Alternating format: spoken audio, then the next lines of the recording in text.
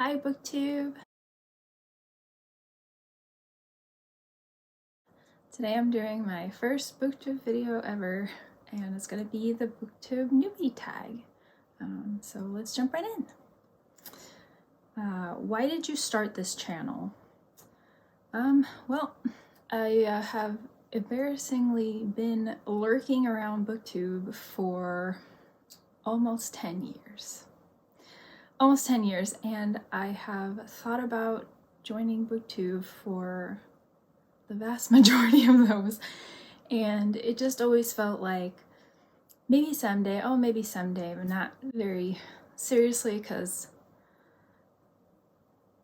I was just a little terrified.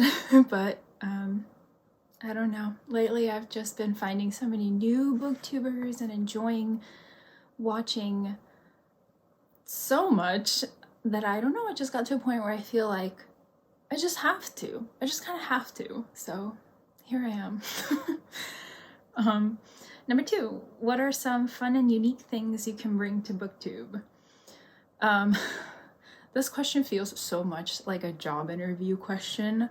It's kind of terrifying and anxiety inducing, but I don't know, like most people, what can I say?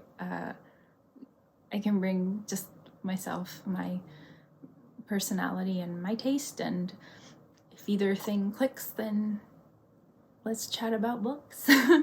Number 3, what are you most excited for about this channel? I'm really excited to take a bigger part in the booktube community. I would really like to have some more friends to talk about books with. I don't have a lot of people in my life that I can talk to about books. My husband Bruce reads, but he's more into films and music, and you know, I talk his ear off about books. I need more people to chat with. Yeah. Number 4, why do you love reading? I really love getting lost in a book, just experiencing different things, different lives than my own, and learning about myself and other people at the same time, becoming more understanding and compassionate. Yeah, I love that aspect, and also just learning new things with nonfiction as well. Number 5, what books or series got you into reading? Okay, my answer is going to be probably pretty long because I have a lot I want to say about this. So I grew up in Mexico, and I moved to the US when I was 11 years old. But when I was growing up, we had a lot of books at home in English and Spanish, picture books, and regular books as well, but a lot of picture books. And so reading was just always part of my life since then. And in school, I went to bilingual school, and when we would get the Scholastic catalogs, it was so exciting. I loved getting books that way. And then when I moved to the US in middle school, I think is when I truly fell in love with reading, specifically because I fell in love with the English language at the same time as I was learning it more fully. And yeah, a big part of it was just falling in love with the language, and so that's always been my preference to read in English. But at that time, I didn't read a lot outside of class. I read a lot for school, and I loved reading for school.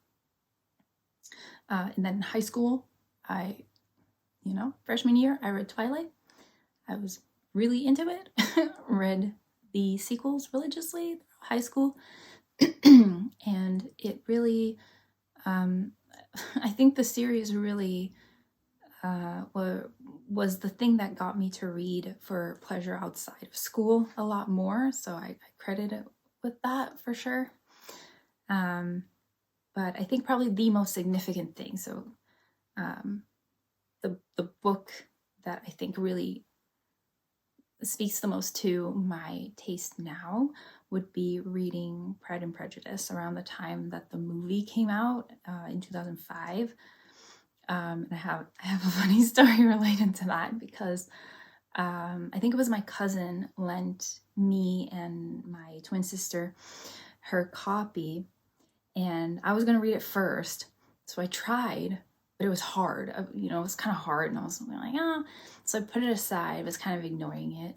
And then I noticed that just one day my sister was reading it and was really into it and was enjoying it. And I had a terrible like jealousy and competitiveness right in that moment. And I like took it from her and ended up reading it and loving it. And yeah, and now classics are probably like my top category or genre that I tend to love the most, and still read a lot of it, and probably due for a reread of Pride and Prejudice this year, so we'll see. Okay,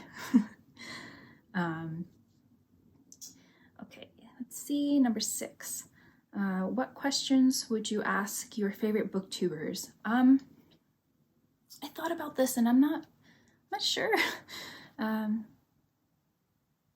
we be friends?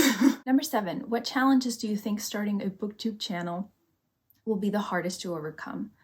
Probably just the nervousness and newness of filming, and finding a convenient spot in my house to film into, but I'll be playing around with that. I really want it to be just a fun hobby and to stay a fun hobby, so yeah. Number 8, what kind of books do you like to read? Well, I already mentioned classics, that's a big one, but I also really like nonfiction, so books on specific topics, memoirs, love memoirs, and also memoir subgenres or memoir mixed with something else, so like food memoirs I really enjoy. I really love historical fiction. Also really like literary and general fiction. I think for me, usually, not strictly, but I tend to prefer the setting to not be in the present. I just find that more interesting. And short stories and essays, I always like to have some saved in my Goodreads as ideas to go for. Not as much, but yeah, still like to have some of those. And then I also wanted to mention that something that I like to read more of is history, art history, and biographies. In school, history was one of my favorite classes to take, and then I went to art school, so art history I love and would love to revisit because I haven't since I graduated. And then biographies, I read a lot more memoirs than biographies, but I think I would really love to try more biographies. Number 9. So this one I actually wrote myself because I love asking this question, and I will definitely answer too. What are specific things such as themes and devices that you love in books? And so I am going to give my answer, but if you have an answer for this, please tell me in the comments. I love knowing this about people's taste. And if you are not really sure, if you haven't thought about it before, so what you can do is just think of like maybe 5 of your favorite books and try to pick out themes or devices that are recurring in some of those. This has helped me a lot in predicting when a book is gonna be a favorite, and when too many of these things are missing, likely I'm not gonna love the book. So it's just interesting to know about your taste this way.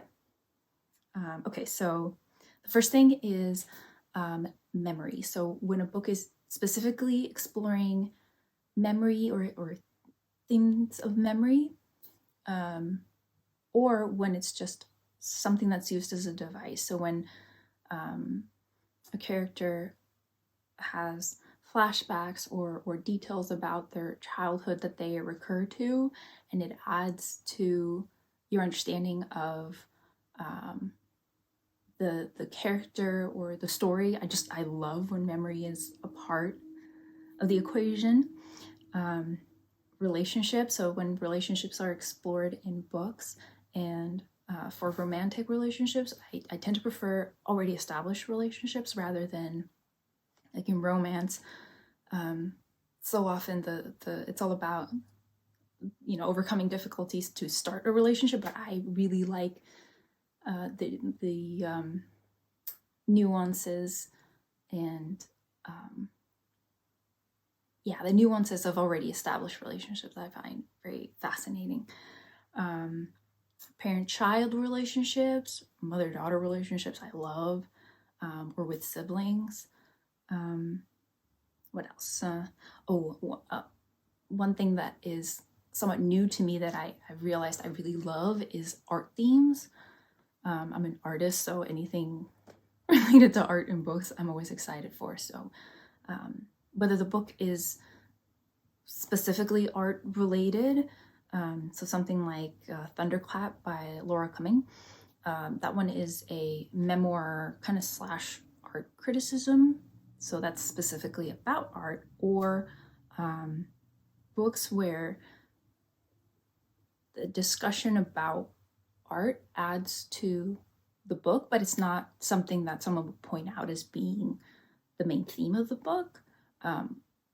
And so you won't know that that's there until you get to it in the book. When that's in there, I always get very excited and it adds to my enjoyment of the book. So two books that have done that recently are Woman Eating by Claire Khoda and Cold Enough for Snow by Jessica Au. Neither of those are specifically about art, but they mention, they discuss art within them, and it adds to the depth of the books. And so you might be able to tell I really like ambiguity and nuance in the things I read. I like mixed feelings, mixed experiences when people show different sides of themselves. That just to me is so human. When things are not very black and white, and you know, people are not just good or bad. Really love when that's part of a book. And then also exploring communication. So when a book can really show it with bits of dialogue where there's miscommunication or misunderstandings or misinterpretations. I find that like just so real. And it makes relationships and characters feel very believable, I think. And also just, you know, when characters experience difficulties like insecurity, wanting to belong, or just experiencing longing, I like when those things are noticeable. So that's basically it. I mean, I just really love books that show the messiness of the human experience. I like humans being humans.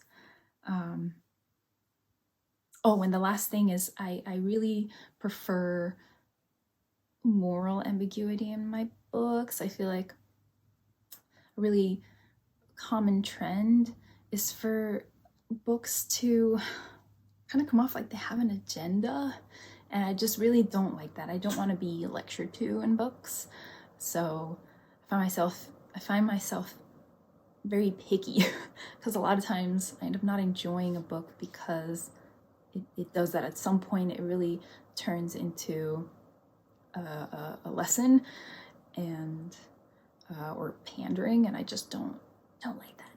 But yes, so if you have a list of things, whether it's similar or not similar to mine, please let me know.